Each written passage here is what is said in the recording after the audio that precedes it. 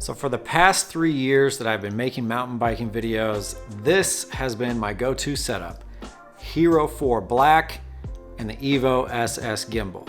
With every new GoPro that has come out since then, I just have not been convinced to switch. But when the Hero 9 was announced, I finally decided to pull the trigger. Was that the right decision?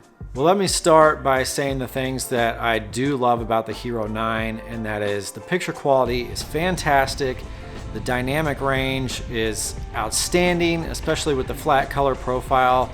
You can shoot directly into the sun and still you've got detail in the highlights and in the shadows. The colors are also much more true to life than they were on the Hero 4, which has always given me fits when it comes to editing and color grading, because it's got this green hue that's really weird and I can just not get rid of it. And it truly is amazing just how stable that footage can be without a gimbal. It really makes me long for a mirrorless camera that has the same level of stabilization. But with that being said, I do still prefer the look of the gimbal. I like to have that horizon locked. Now with the Hero 9, you can lock the horizon, but when you do that, you have to do linear mode, and it's cropped in so tight that it's just not useful for action sports, especially like mountain biking, POV. Now the Max lens mod that is set to come out should fix this problem, as it will allow you to use super view and have that horizon level locked. But that's another $100 that you're gonna have to spend. Now, as far as the new 5K resolution, that's been the big news, right? That this is 5K, but you can only use the wide field of view. You can't use the super view.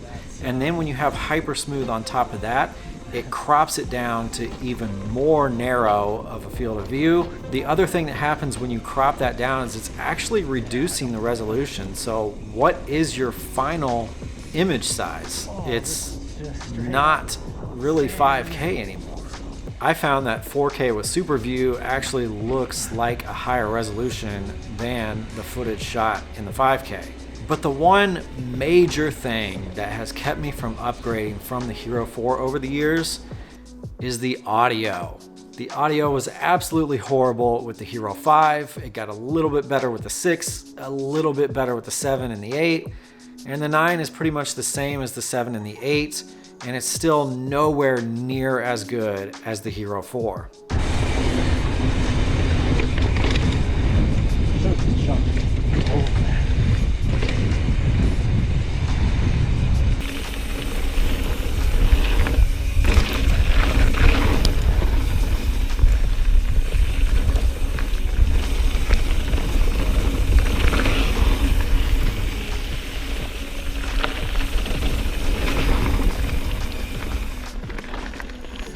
Oh goodness.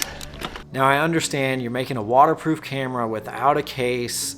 It's gonna be hard to get good audio. That's why I wish they would really bring back the case. And so for those of us who don't need a waterproof camera, we can still have good audio. Now I tried every single audio setting, whether it was raw audio or the raw audio off, the wind noise reduction on, the wind noise reduction off.